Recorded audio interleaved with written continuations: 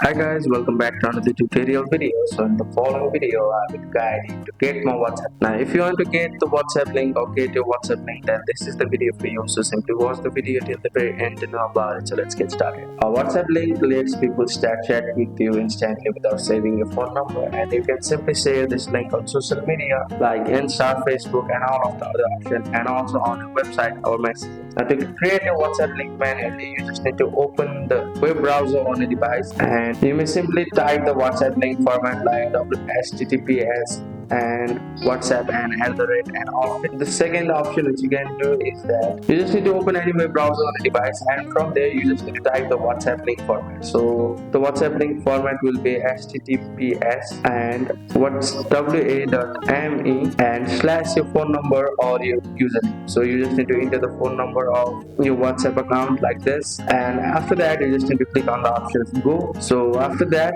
they will show you the option like this.